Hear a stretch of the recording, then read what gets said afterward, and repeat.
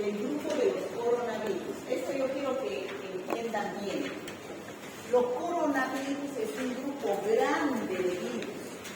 Aquí hay alfa, beta,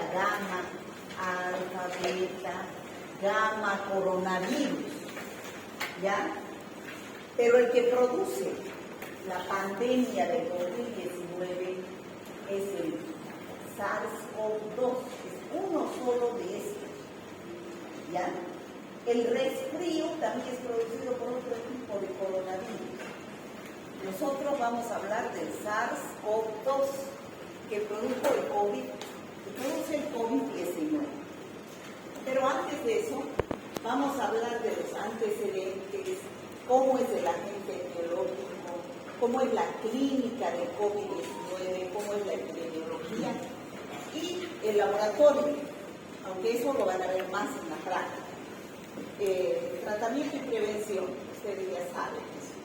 Entonces, si ustedes se dan cuenta, siempre en cada tema hablamos de los tres pilares fundamentales, aparte de los antecedentes, que son las generalidades del virus, las tres partes que son para hacer un diagnóstico: la clínica, la epidemiología y el laboratorio, que es lo que nos interesa. Pero antes de entrar a eso, vamos a describir los antecedentes, cómo surgió este virus. Fue el 31 de diciembre del 2019 que la Organización Mundial de la Salud recibió una notificación que había 27 casos de un síndrome respiratorio, o sea, de pacientes que tenían tos seca o fiebre, ya casi tipo neumonía, ¿ya? Entonces, ese cuadro clínico presentaban radiografías con lesiones infiltrativas en ambos pulmones. Esa era la clínica, pero también lo que marcó el hito fue la epidemiología. Al hacer las averiguaciones en la epidemiología, se vio que todos esos casos, esos 27 casos, eran de personas que trabajaban en un mercado de Wuhan, una ciudad de China. Y ese mercado vendía animales, ¿ya? Entonces, por esa razón, se entró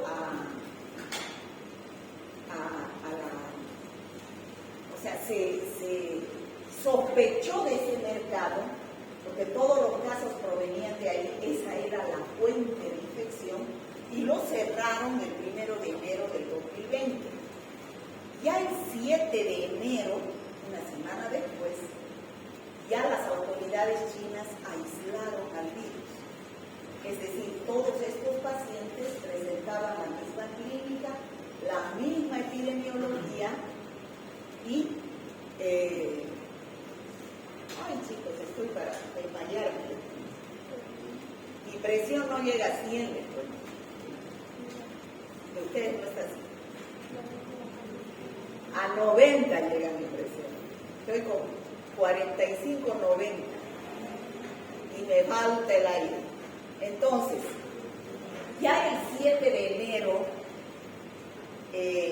ya lo identificaron al virus a través de una PCR y dijeron que es un coronavirus, pertenece a esta familia de los coronavirus.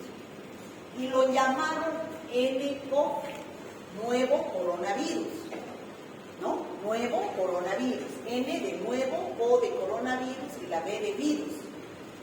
Entonces, no, se dieron cuenta que no era el mismo virus que producía otras epidemias graves también producidas por coronavirus.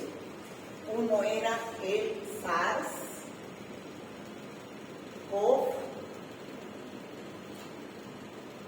el virus era el SARS-CoV, otro era el MERS.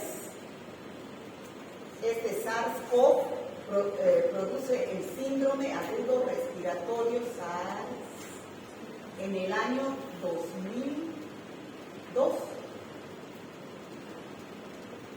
Y este MERS produce también un síndrome agudo respiratorio, pero en Arabia Saudita en el año 2012, en el Medio Oriente. Pero era diferente a estos dos virus. Entonces, por eso lo llamaron que es un nuevo coronavirus, ¿no? Y ya, esta es la cronología de los hechos, ¿no? China reportó casos de neumonía el 31 de diciembre en Wuhan.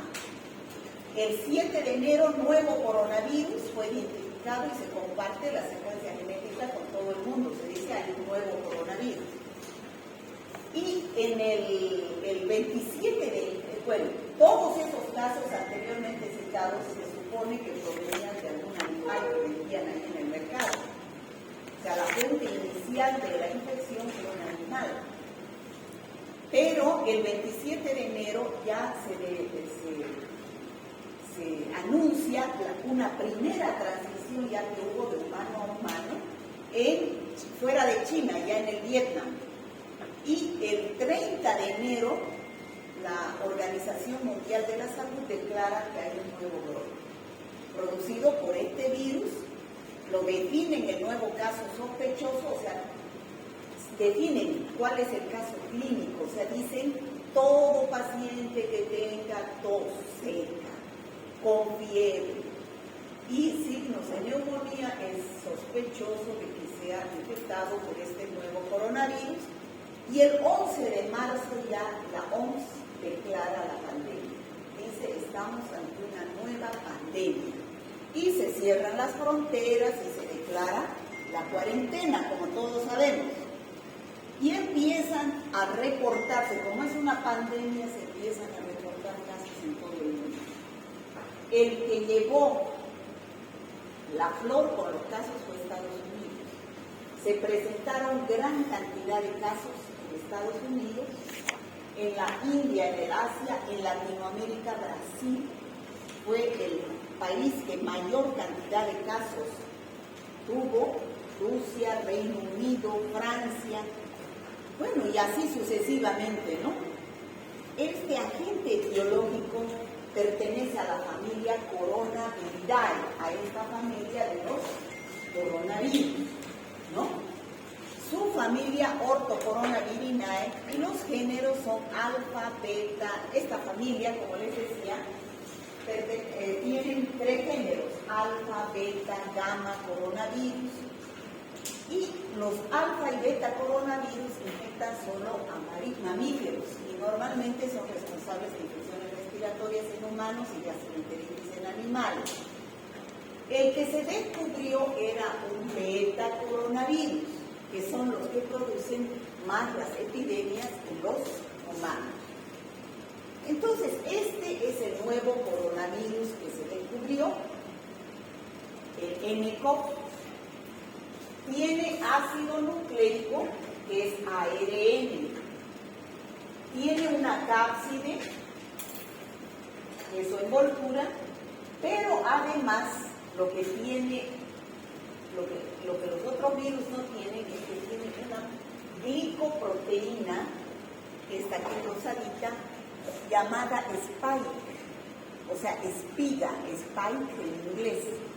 Esta glicoproteína es la que hace que se una a la célula a la cual va a infectar. ¿Cuáles son las células blanco de acción de este virus? ¿Qué dicen? ¿Qué? ¿Epiteliales de dónde? De la vagina. ¿De dónde? Del pulmón. ¿De dónde? Eso, pues chicos, del tracto respiratorio, deberían decirme todos. El aparato respiratorio es el que es infectado por este virus. Entonces, este virus prefiere a las células del tracto respiratorio. Aunque han habido serotipos que también tienen predilección por el tracto gástrico y por el tracto intestinal. Han habido casos de diarrea también, ¿no? Han habido cepas que han producido diarrea, ¿no? Pero es esta proteína, glicoproteína, es la spike, que es la que se une a la célula blanco de acción, ¿no? Pero además tienen otra otras enzimas, la proteína N, la hemangiopenia estearasa, tiene la proteína E, que son componentes de este virus. Como les decía, esta es la familia Coronaviridae, donde existen 4 coronavirus que producen síntomas leves. Generalmente se dice que estos pueden producir infecciones como el resfrío, ¿ya? Pero estos 3, que yo los cité allá, producen casos graves, casos severos, ¿ya? El síndrome respiratorio de Oriente Medio, que es el que surgió de los camellos en el año 2012, que es el MERS-CoV, se llama MERS-CoV. Luego tenemos el síndrome respiratorio agudo grave, que surgió en el año 2002, el beta-CoV, es un beta coronavirus, es el SARS-CoV, es el virus. Y por último tenemos al que se descubrió en el año 2019, que también produce síndrome respiratorio agudo severo y también lo llamaron SARS-CoV, pero no podía ser el mismo SARS-CoV del año 2002. Entonces, como surgió nuevo coronavirus en el año 2019, se lo llamó SARS-CoV, pero con el número 2. ¿Ya? SARS-CoV-2. Este es el que produce, este es el virus que produce el COVID. Esta es la enfermedad, que es la enfermedad infecciosa que produce el SARS-CoV-2. ¿Está claro? Enfermedad COVID-19. Virus SARS-CoV-2. ¿Se entiende hasta ahí?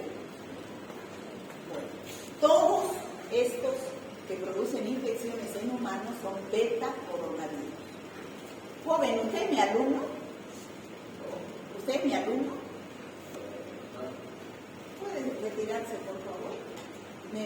No me gusta que mientras yo estoy explicando acá estén haciendo otra cosa. Pero puede retirarse, por favor, ¿ya? Hay varios lugares donde estudiar. La biblioteca, hay aquí las sillitas. Entonces, este es el SARS-CoV-2, pertenece a la familia Coronaviridae, subfamilia Orthocoronaviridae, presenta 39 especies que afectan a los humanos y a los animales. Es un virus ARN, su ácido nucleico es ARN, tiene proteínas estructurales, la M, la E, la N, pero una de las más importantes y la que sirve para unirse a la célula blanco de acción es la proteína S, o llamada también proteína spike, ¿no? El SARS-CoV-2, que es el virus, utiliza la proteína spike o espiga, S lo llaman algunos otros libros, para infectar a las células epiteliales, células alveolares tipo 2. Esas son su predilección por estos virus. Del pulmón e intestino a través de una proteína receptora de membrana. Es decir, este es el virus que, como vemos, tiene estas glicoproteínas, por eso se llama coronavirus, parece una corona, y va a infectar a una célula del epitelio respiratorio. ¿A través de qué? De su proteína espina. ¿Ya? Entonces, ¿pero qué es lo que tiene esta célula del epitelio respiratorio? También tiene un receptor, que es el ECA2, receptor de angiotensina 2. ¿Ya? Es el ECA2. Ese es el receptor de la célula. Entonces, esta es una foto vista con microscopía electrónica. Si ustedes se fijan, aquí tenemos las glicoproteínas y semeja una corona. Ahí tenemos cómo infecta este virus, el SARS-CoV-2. Esta es la célula respiratoria o célula intestinal, células alveolares 2, tipo 2, de los pulmones a través de su receptor. Esta es la proteína Spike y este es su receptor EK2. Entonces, ¿qué es lo que hace? Ingresa el virus, sobre todo su ARN, da mensaje genético a la célula para que empiece a sintetizar sus componentes, que son el ARN y su cápside. Ustedes ya saben el proceso de replicación viral. La célula empieza a producir ARN y cápside por separado, después se ensamblan y salen nuevos virus, ¿no? Ese es el proceso de replicación de estos virus. El coronavirus debe su nombre al aspecto que presenta como una corona. ¿Lo ven, no? Entonces, parece una corona el virus, el aspecto que tiene, de ahí viene el nombre de coronavirus. Entonces, el nombre de COVID, ¿de dónde surge? A ver, ¿usted qué cree? COVID. ¿De dónde surge el nombre de COVID? Porque el virus entra a través de... Porque el virus entra a las personas a través de la boca, por la boca. Por eso lo llamaron pandemia, o sea, que entra por la boca. Por la boca. O sea que al comer algún alimento yo me contagio de COVID. Al dar un beso. ¿Ah? Al dar un beso, doctora. Al dar un beso puede ser, pero al comer no. Es generalmente por la vía respiratoria el mecanismo de transmisión. Al respirar, ¿no? Las secreciones respiratorias son la fuente de infección del virus. No, pero yo digo, ¿por qué se llama COVID? La CO porque pertenece a los coronavirus. La V porque es un virus. La D porque viene del inglés disease. ¿Qué quiere decir disease? Enfermedad. O sea, es una enfermedad producida por un coronavirus, ¿no? Y el número 19 corresponde al año en que se descubrió, que fue el año 2019. Entonces ya saben por qué se llama la enfermedad COVID-19. ¿Sí? Bueno, ¿y el virus qué se llama? SARS-CoV-2. ¿Por qué es 2 y no 1? Porque ya había un 1 que produjo una epidemia en el año 2002. El SARS-CoV, que producía el síndrome agudo respiratorio severo.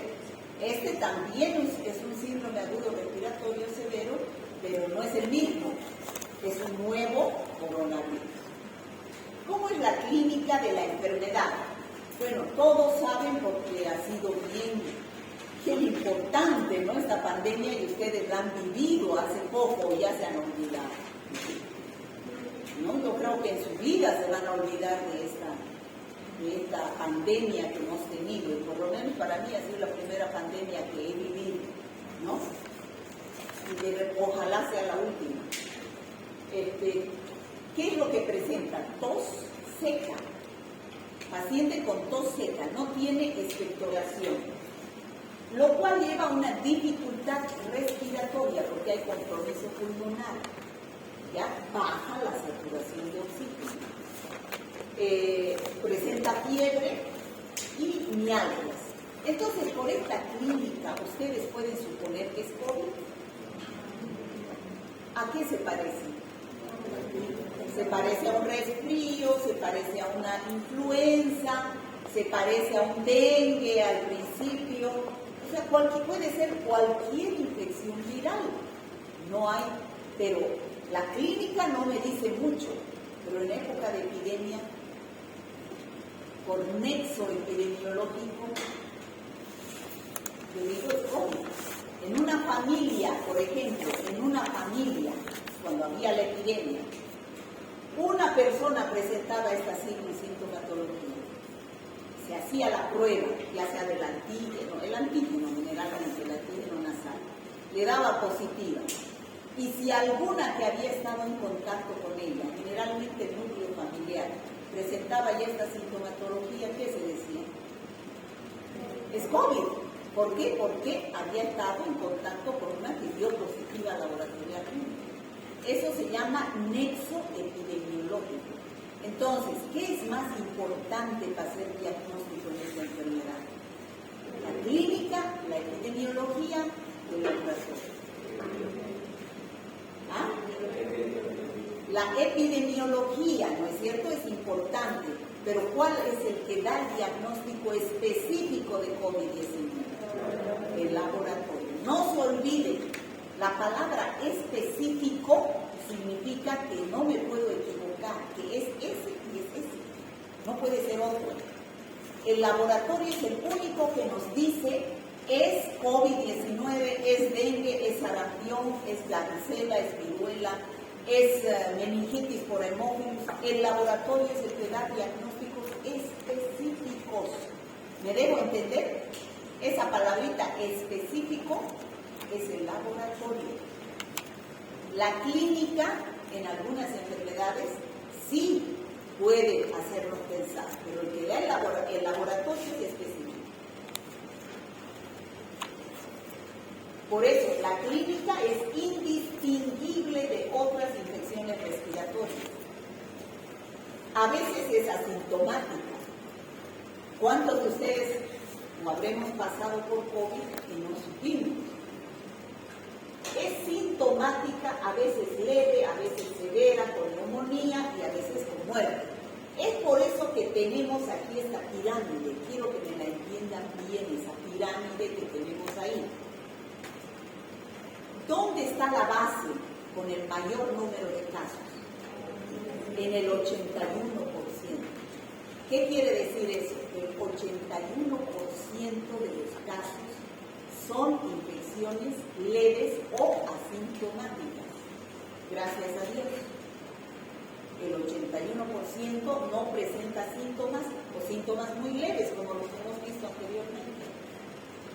El 14% de las personas, generalmente es aquellas que tienen alguna enfermedad de base, ya presentan compromiso pulmonar.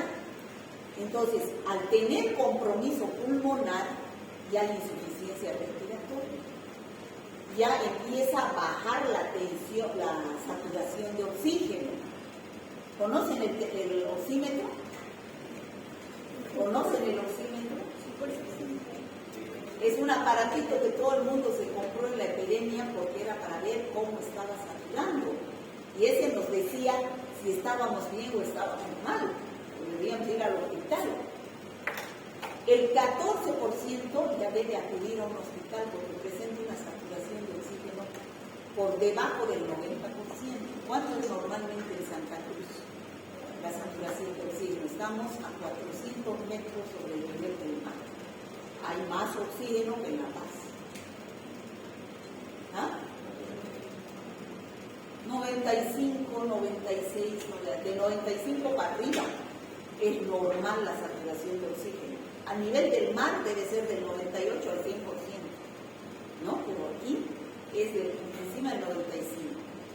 Entonces, esos pacientes que ya presentaban una baja por debajo de 90, la saturación de oxígeno quería decir que ya presentaban compromiso pulmonar.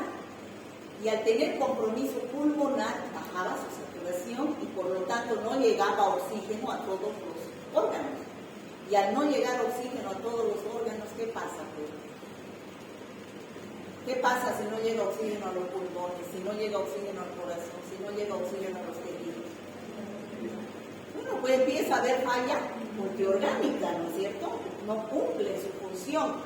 Y entonces un 5% puede llegar a terapia intensiva. Esos que llegan a terapia intensiva ya es porque ya tienen un compromiso pulmonar, decían, ¿no? 80% del pulmón comprometido. Entonces ya necesitan un respirador mecánico. Aquí en ese 14% necesitan internarse porque necesitan tener oxígeno. ¿Ya? En cambio, un 5% que llegan a terapia intensiva es porque necesitan respirador mecánico. ¿Ya? Entonces, ¿les queda claro eso? ¿De qué depende caer en uno de estos tres casos? ¿De qué depende? ¿De qué depende, chicos? ¿Quién me puede decir? De eso, de la inmunodepresión del estado inmunitario de cada persona.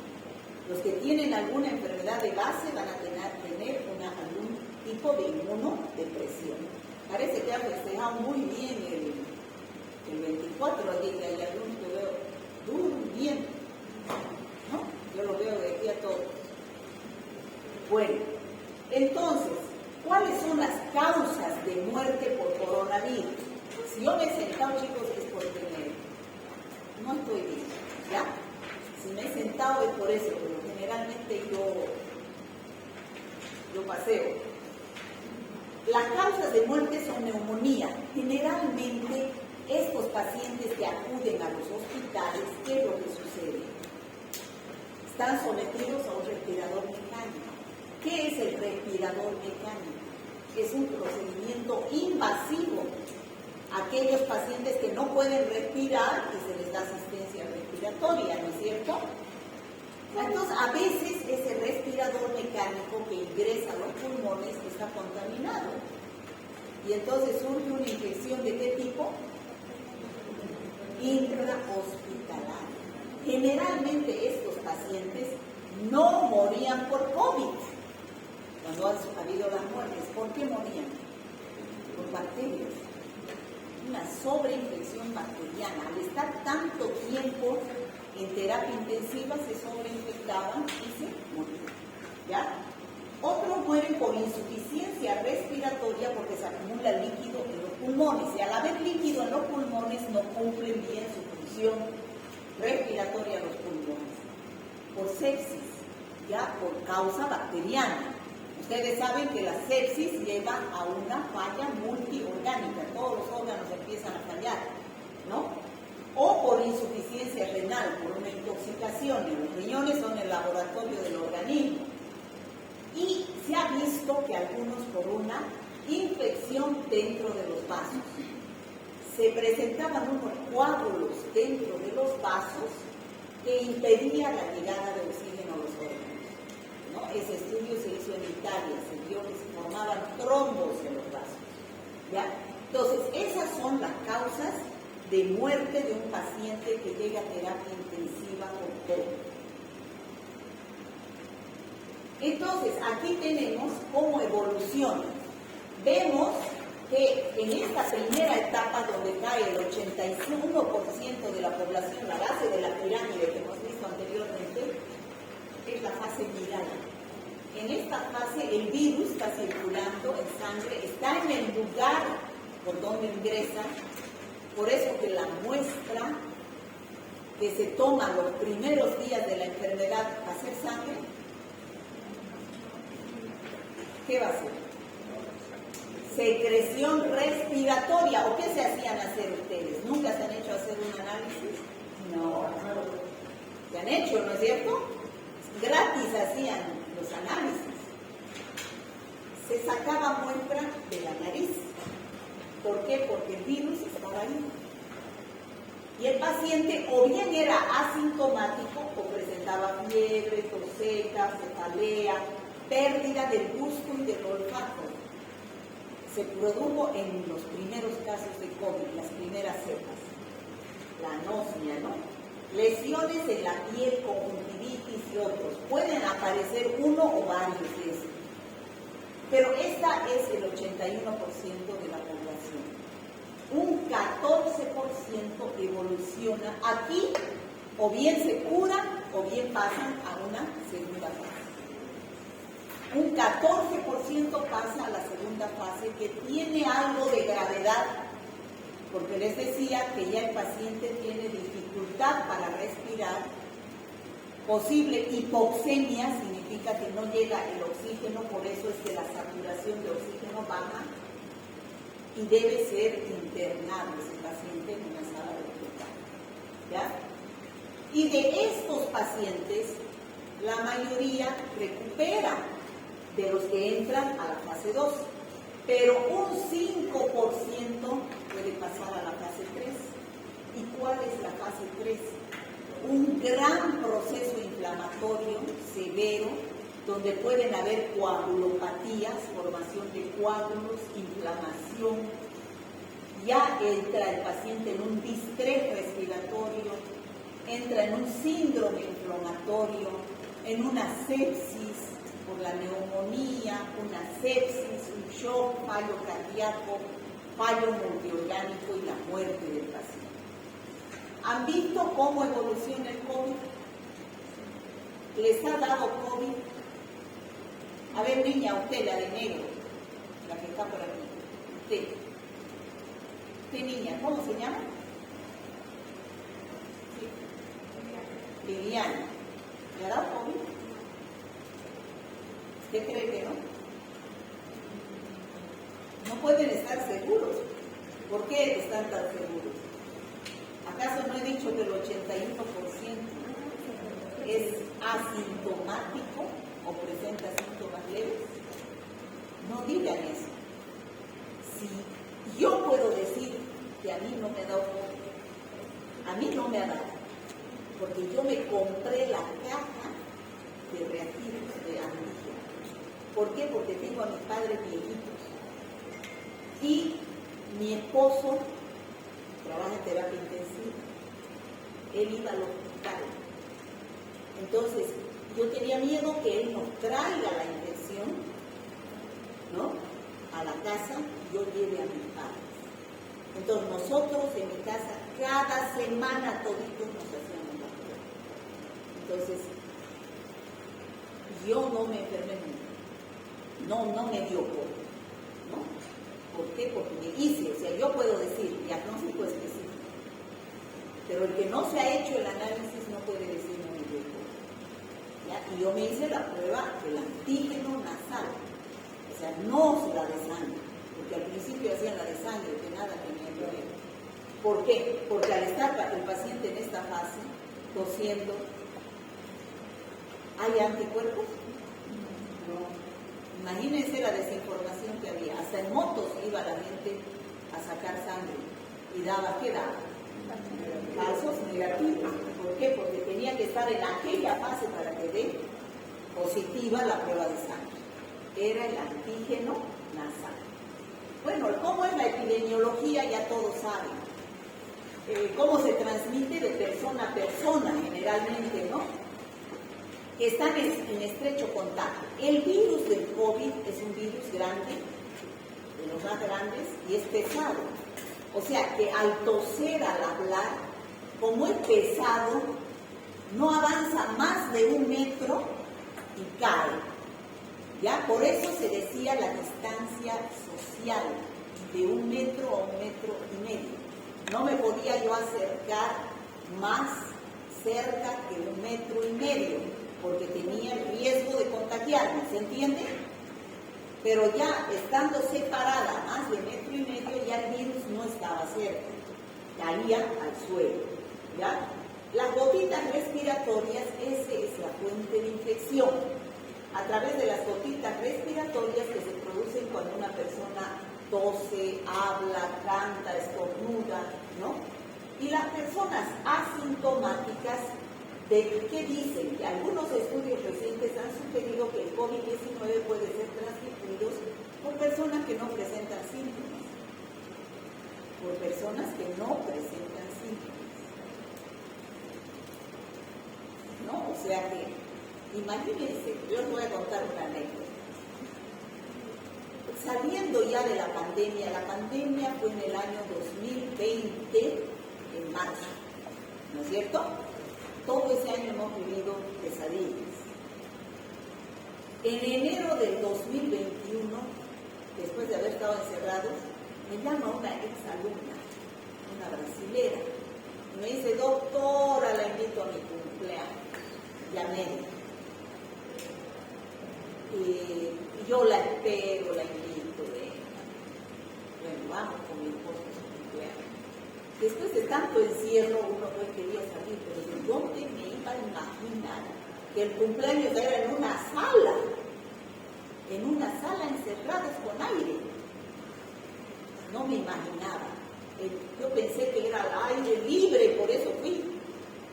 Y entro, y todos mis exalumnos ahí en gran color, médicos, encerrados ahí. Entré, no me iba a salir. Era en cada mesa había los botes de alcohol, ¿no? pero nadie de barbijo, nadie nada. Casi me muero. Ay, Fernando, le digo a mi marido, aquí hemos entrado, ya no nos podemos salir, le digo, tenemos que quedarnos. Nos sentamos ahí tiesos. No queríamos ir al baile porque me daba miedo, pues, ¿no? Yo con mis padres viejitos. Entonces, de rato en rato nos salíamos, no sabíamos qué hacer, pero nos fuimos temprano. Y el otro, y más bien no pasó nada, porque nos fuimos, nos hicieron las pruebas y nada. El otro día me encuentro con uno de ellos que también estaba ahí. ¿Se acuerda, doctora, cómo hicimos esa fiesta en plena pandemia? Sí, le digo, pues, no. Y médicos, toditos ya exalumnos, médicos que eran mis alumnos en la fiesta, ¿no? Entonces, fíjense las anécdotas que uno ha vivido, ¿no? Pero eso es la distancia social. Aquí éramos al lado de uno del otro. Diagnóstico del laboratorio. Hemos visto la clínica, hemos visto la epidemiología y ahora vamos a ver el laboratorio, aunque esto lo van a ver mejor la próxima semana en práctica. Chicos, yo la próxima semana no voy a pasar clases de teoría. Estoy yendo a un congreso a Colombia, ¿ya? Entonces no voy a pasar clases de teoría el próximo miércoles. Por eso van a pasar COVID en la parte práctica, ya que sería ya el último tema, junto con viruela del mono. La próxima clase se termina la guía, pero no hemos terminado la práctica. En la práctica todavía va a haber disertaciones, pero estamos buscando temas actuales sobre virus y bacterias para que podamos mejorar lo que ya sabemos. ¿Ya? Casos clínicos. Bueno, entonces, no podemos diferenciar el COVID de otras patologías que cursan con síndromes gripales. Por la clínica no podemos diferenciar, ¿no es cierto? ¿O sí? Ahorita, por ejemplo, si alguien aparece con tos, resfrío, ¿vamos a decir es COVID? No. Está resfriado, ya decimos, ¿no? O está con gripe, ¿no? Pero no decimos es COVID. En épocas de pandemia debemos considerar la posibilidad de COVID a todo paciente en épocas de pandemia. Esa es la epidemiología. Que presente fiebre, síntomas respiratorios altos o bajos. O sea, en época de pandemia o de epidemia de COVID, si aquí alguien presenta síntomas respiratorios de fiebre, tos, y se le hace la prueba y le da positiva, cualquiera que presente la misma sintomatología decimos ya es COVID, por nexo epidemiológico, ¿no? El diagnóstico clínico epidemiológico en un paciente con clínica y epidemiología compatible, por ejemplo, tuvo contacto en los últimos 6 a 7 días, se lo asume como portador de SARS-CoV-2, pero no se le hace el análisis. O sea, directamente por nexo epidemiológico se dice si varios empiezan a presentar la misma sintomatología de un paciente que ha estado cerca y que ha dado laboratorio positivo, se dice es COVID. Eso es diagnóstico por nexo epidemiológico. ¿Está claro lo que estoy diciendo? ¿Se entiende lo que es diagnóstico por nexo epidemiológico? ¿O quieren que lo repita? Donde el diagnóstico no se hace por laboratorio, sino se hace por epidemiología, porque un paciente ha estado en contacto con un paciente que dio positivo en el laboratorio. ¿Se entiende, no? Bueno, lo digo cada vez con diferentes palabras, porque es así como yo lo entiendo. Entonces, la confirmación del agente etiológico del COVID, o sea, del virus, solo puede ser identificada mediante ensayos de laboratorio. Eso queda claro, ¿no es cierto? Ahora, existen 2 tipos de pruebas. Esto yo quiero que les quede claro. Las pruebas de diagnóstico directo, que son las pruebas virológicas, porque ¿qué buscamos? Al virus. ¿Es en la etapa de inicio o al final? Inicio. En todas las enfermedades al inicio está el virus. ¿Ya? Entonces buscamos al virus, pero el virus no está en la sangre, está en las secreciones respiratorias. ¿Ya? Esas son las etapas, las pruebas virológicas. ¿Y cuáles son esas pruebas virológicas? ¿Cuáles son? La PCR, ¿y cuál es la otra? La prueba rápida del antígeno, que es la inmunocromatografía, ¿no es cierto? La prueba rápida del antígeno, que es la inmunocromatografía. Esas son dos pruebas que nos permiten identificar que estamos con el virus. Pero también hay las pruebas serológicas. ¿Cuál es la muestra de las pruebas serológicas? La sangre. Ya no son las secreciones respiratorias. Serológicas viene del suero. ¿Y qué buscamos? ¿Al virus? Son pruebas indirectas. ¿Qué buscamos, chicos? Anticuerpos. ¿De qué tipo? IgM e IgG. Entonces, fíjense, a ver, acá. Aquí están los días de la enfermedad. ¿Es una enfermedad aguda o crónica? ¿El COVID-19 es una enfermedad aguda o crónica? Aguda deberían decirse todos, o hay alguien que sigue con COVID a lo largo de los años. Es aguda, por eso es que se marca en días. Las enfermedades crónicas es en meses o años. Es en días. ¿Cuánto es el periodo de incubación del virus?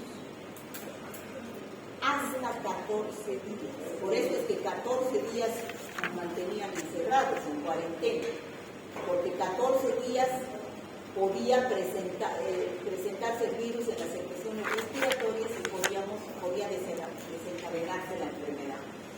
Bueno, fíjense, este es el día del inicio de los síntomas. Ese es el día 0. En ese día sube la carga viral del ARN del virus, que ese es el que se detecta mediante ¿qué prueba? Niña, ¿en qué prueba? El ARN del virus, ¿qué prueba? PCR, fuerte, sin miedo. PCR, fíjense, el primer día ya que el paciente presenta síntomas, la PCR va a dar positivo. Pero después baja la PCR. El día, fíjense, ya pueden pedir ustedes después de una semana, ¿no? Aunque hay pacientes que se mantienen, ¿se acuerdan del primer caso? Que se presentó en Santa Cruz, era una señora hospital. ¿Se acuerdan? Y la encerraron en un centro de salud y le hacían todos los días la PCR, cada semana la PCR seguía dando positivo. Entonces, en algunos pacientes puede dar positivo más tiempo, pero a esa señora no la alargaban hasta que su PCR de negativo. Pero después ya no se sabía nada por el virus, ¿no? Después ya se investigó que aunque tenga PCR positiva, esos virus ya están muertos, ya no es capaz de transmitir. Pero la prueba de PCR va a seguir dando positivo, ¿no? Todo hay que tomar en cuenta los días. Si ustedes se han dado cuenta, virología es días para hacer diagnóstico. ¿Ya? Ahora, ¿qué también sube al principio? El antígeno. El antígeno de virus, la prueba de antígeno viral. Fíjense cómo es el antígeno nasal. O sea, aquí la prueba sube, pero también baja. A las 2 semanas ya no hay secreciones respiratorias. Por eso nos encerraban 14 días. Porque después de 14 días ya no había nada en la nariz que infecte, ¿no? Podían ser virus muertos, como les decía. ¿Está claro? Ahora, esta es una prueba molecular. Esta es una prueba rápida. ¿Saben lo que es prueba rápida, no? No, que 48 horas, 10 minutos. No, prueba rápida es la inmunocromatografía. Ahorita les voy a mostrar. Que en 10 minutos ya es positiva o es negativa. Las que hacían en las plazuelas, las que hacían. Yo varias veces he ido también ahí en queda cerca la plazuela del estudiante, ahí hacerme hacer la prueba de antígeno, ¿no? Me acuerdo, mis hijas salían, iban a las fiestas, y había uno de una fiesta que les dijo, requisito para entrar a la fiesta es que traigan su prueba rápida negativa, si no, no entran. Entonces varios y de laboratorio, ¿no? Con su prueba rápida. Entonces si daba negativa, entonces ya directamente ya no contagiaban. Pero fíjense cuando recién suben los anticuerpos. La IgM empieza a subir después de la primera semana y recién después de las 2 semanas, 3 semanas recién es en su máximo esplendor. Y la IgG después todavía, 20, 21 días. Entonces, esta se dice que se mantiene 3 meses y después cae. No es cicatriz serológica de por vida. Entonces, acá la muestra es sangre. Acá la muestra, ¿cuál es? Secreción nasal. Secreción nasal. Entonces, chicos, está bien lo que hacían al principio de la enfermedad, en tomar muestras de sangre cuando el paciente estaba con fiebre. No había todavía formación de anticuerpos. Entonces, ustedes deben saber interpretar esta curvita. Aquí recién pedir pruebas de sangre. ¿Y para qué ya? O sea, ¿para qué se piden pruebas de sangre? Esto es para hacer diagnóstico. Este paciente contagia. Esto es para hacer pronóstico. ¿Cómo va? Si aquí me da negativo esta prueba, PCR o antígeno, me da negativo, y IgM me da positivo, IgG negativo, yo puedo decir que puedo estar entre el día 14, 15, 16. ¿Me dejo entender? Yo pronostico en qué día puede estar el paciente de su contagio. Si me da IgM, todo esto negativo. IgM positivo e IgG negativo. Todavía no formó IgG. ¿Ya? Si todo esto me da negativo hasta la IgM, y solo IgG me da positivo, ¿qué significa? Paciente en recuperación. Eso es lo mejor. Después de haber estado con una PCR positiva, el médico dice, hágase de aquí a 20 días la prueba serológica. Si se hace y sigue IgM positiva, sigue PCR, está todavía en una fase activa. Pero si solamente da la IgG positiva, quiere decir paciente en estado de recuperación. ¿Está claro? ¿Está claro, chicos? Eso es lo mejor para hacer fiesta después de haber tenido COVID. que todo dé negativo sobre la IgG positiva. ¿Está claro? Ahora, estos son los test, los que miden antígeno y los que miden anticuerpo. Ya saben que los que miden antígeno son los que antígeno y el virus son pruebas directas, y los que miden anticuerpos son pruebas indirectas. Entonces, esta muestra va a ser sangre. Aquí tenemos, ustedes saben cómo se debe tomar la muestra para los primeros días de la enfermedad, ¿no? Bueno, de eso ya hemos hablado.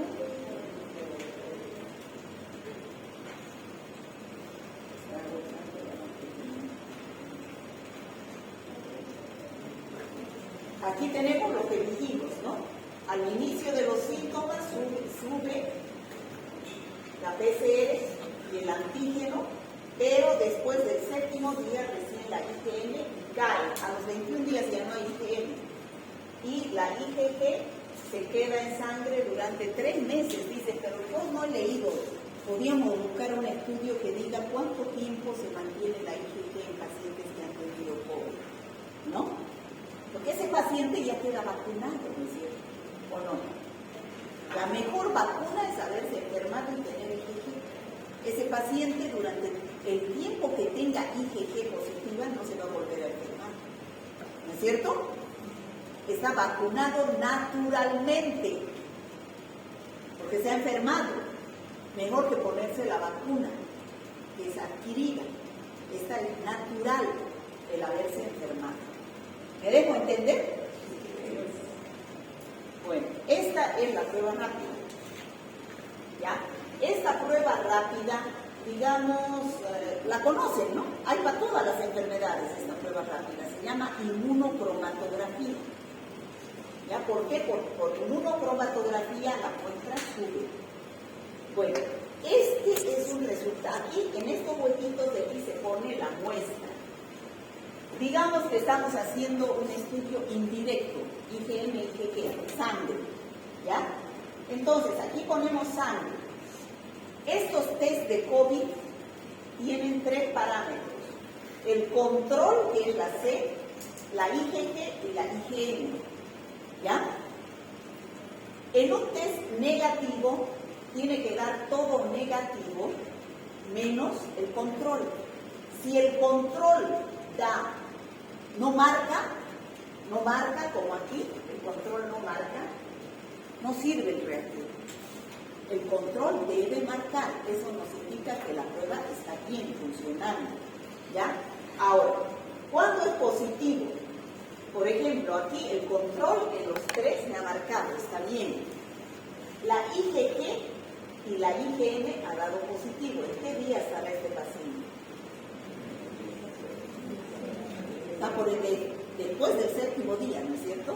Puede que esté en el día, no puedo decir el día 14, ¿por qué? Porque el 14 todavía no hay IgG. Puede que esté después del día 20, ¿no? Este paciente le da IgM e IgG positivo. Este ha dado IgG positivo e IgM negativo. ¿En qué día estará este paciente? Después de los 20 días. Ya IgM no tiene. Y la IgG ha dado positivo. Este es el mejor pronóstico. Esta da IgM positiva, todavía no da IgG. ¿Qué quiere decir? Que está dentro de los 14 días. Entre 10, 14, 16 todavía no ha dado IgG, ¿no? Y estas 3 son no válidas. Basta que el control no me marque, no sirve la prueba, ¿ya? Estas son test serológicos. Ahora, también hay test para medir anticuerpos que no son cualitativos positivo o negativo, sino que son cuantitativos. El ELISA, por ejemplo, es cuantitativo. Me mide cantidad de anticuerpos. Y eso es importante, ¿no? Bueno, esta es una tablita que la tiene, creo, en su vida, ¿no es cierto? Esto indica cómo da la PCR, cómo la IgM, la IgG en las fases, en las diversas fases y la sintomatología, ¿no? Que es importante, ahí está mezclado todo. Y esta tablita de acá es lo que les decía, importantísimo. Por ejemplo, ¿qué significa este resultado? Este resultado de acá es de la PCR, pero también puede ser de antígeno, ¿ya? Y estos dos son serológicos en sangre. Esto es nasofarina. La PCR da negativa, IgM negativa, IgG negativa. Entonces, ¿cuál es la interpretación? Negativo, ese paciente no tiene COVID. Pero hay que ver la clínica también y la epidemiología. Si la PCR da positivo, IgM negativo, IgG positivo, ¿en qué periodo estará este paciente? Claro, ahí dice periodo de ventana. Fácil es de ver. ¿En qué día estará este paciente? ¿Los primeros 10 días? ¿Este paciente es contagioso? Sí, es contagioso. Está en los primeros 7 días. Periodo de ventana quiere decir que todavía no se detectan anticuerpos. Eso significa periodo de ventana. Ahora, aquí, y PCR positiva y solo IgM positivo. Estamos en la fase temprana, en los primeros 14 días, ¿no? Porque todavía no hay IgG. Acá los 3 dan positivos. Este paciente todavía sigue eliminando el virus, todavía sigue presente, aunque puede que ya no sean muertos los virus, todavía tiene IgM y ya formó IgG. Entonces está en la fase activa de la infección. Este PCR negativa, que quiere decir que ya no está en la nasofaringe, IgM positiva e IgG negativa. ¿Qué significa esto? O bien que el paciente todavía no ha formado IgG, o sea, está en el día 10, ¿no? O es un falso negativo para PCR, porque también debería dar este positivo. Acá, estos 2 negativos y este positivo, este es un buen pronóstico. Este paciente ya no contagia y está en la fase final, evolución pasada o curada. Y esto es la PCR negativo, enfermedad y da positivo a la IgM y la IgG. Esta es una enfermedad en evolución, pero confirmar con PCR, ¿no? Confirmar con PCR, porque puede que haya sido una falsa PCR negativa. ¿Se entiende cómo deben interpretar doctores? No es decir que diga positivo o negativo cualquier análisis. ¿Se entiende? Además de saber interpretar esto, hay que tener siempre en su cabeza en el COVID esa curvita, ¿no? Siempre en su cabeza esa curvita. Y siempre la signos, sintomatología. Bueno, el tratamiento se ha hecho de todo, ¿no? El tratamiento, lo importante es tratamiento sintomático, que el paciente respire, porque lo que tiene es dificultad respiratoria. Se han dado una serie de, dijeron tratamientos sintomáticos, ¿no? ¿Qué es lo que se daba? Antigripales, se daba antifebriles, ¿no? Vitamina C, todo eso porque no se sabía qué era. Ay, se acabó mi batería. Bueno, pero después, ya es lo último, después se daba el